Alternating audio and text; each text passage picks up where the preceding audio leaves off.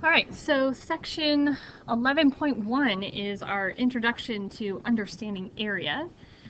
And we just need to define what that means. First of all, area of a closed region is finding the number of square units of space within that boundary of the region. So it's really easy if we had a nice rectangular shape here, because we could just break this up into unit squares and just count up how many squares we have, and that would be the area. Unfortunately, not all shapes look like that. So what if we had this kind of weird looking shape here? Maybe this is a lake or something, and we wanted to find the area of this going here. So we could count up all of these little squares, right? And that would be great. But there are some of these that aren't full, complete squares. So you would have to kind of average them out right now. So you kind of say, oh, well, if I take this one and add it with that one, maybe that's one complete square. These two added together, maybe that makes another complete square. You know, something like that. So you wouldn't get a very accurate, exact number until you get into higher math, and then you could actually figure out the correct area, okay?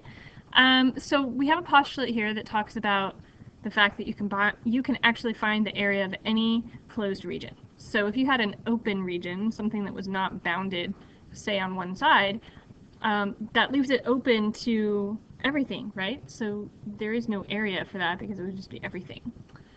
All right, so that's interesting. Let's actually do a problem. So in this section, you are going to be concerning yourself with finding the area of rectangles. And we know that the area of a rectangle is base times height. But they're going to give you some really funky looking shapes here where maybe there's pieces of your rectangle that have been cut out. So for example, this corner has been taken off and we have this kind of little rectangle that has been cut inside. So we need to actually figure out the area of this region here. Well, I have these twice because there's two methods that you can choose to use. And you decide which method you like best after you see them both, and then you do that. And maybe one shape will mean that you want to do one way, and then you see another shape and you say, oh, it's easier to do it the other way. That's okay. All right, so the first method requires us to fill in these missing pieces here. So I draw in this line to make the full corner so that I have a full rectangle. Okay, and what I'm going to do is I'm going to figure out the area of this entire rectangle, and then I'm going to figure out the area of this little piece and the area of that little piece and subtract it from the total, and that will give me my shape. Okay, so if this is area of region 1, 1 times 3, that area is going to be 3. And if this is region 2, the area of that, 2 times 5 is 10. And so then we have to figure out the whole area of this. Well, they give us that this piece from here to here is 7, but then we also know from here to there is 1. So that means this entire side length right here is going to be 8, because we have 7 plus 1. And you may see the 7 and the 3 here and think that this whole length is 10, but don't forget that there's this 2 right here. So it's 10 plus 2, which is 12. So now the area of this entire rectangle is going to be 8 times 12, which is 96. So to figure out the area of our shape, we're going to take the 96, we're going to subtract the 3, subtract the 10, and we get a total of 83. Okay, so that's method 1. Here's method 2.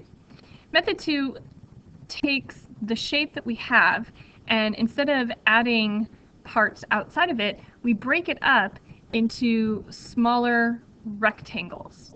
Okay, so if I draw all of these segments down, I get 4 rectangles that if I can figure out the area of each of these rectangles, I just add it up and I have my total. So the first region right here is 3 by 7, so that's going to be 21. Okay, we have to figure out what this rectangle is here. So first of all, if we know that this part is 3, this part here is 3, and if this whole thing is 7, 7 minus 3, we get 4. So we now know this part is 4. And if you remember from the previous problem, when you add 1 with 7, this whole height is going to be 8. So 4 times 8, we get 32. Okay. Over here, now we have to figure out what this length is. And if this whole thing is 8 and this is 5, then we know that that's going to be 3. So this is going to be 3 times 2, which is 6. And then our last rectangle right here is 8 by 3, so we get 24. Okay, so now to figure out the area of this whole shape, we're going to take all of these and add them up, and we end up getting 83, which we should. We should get the same thing, right? They're the same shape. Okay, so you decide which method you like and use it, and maybe you switch back and forth depending on the problem, the way it looks. Okay, that's it. Pretty simple for now.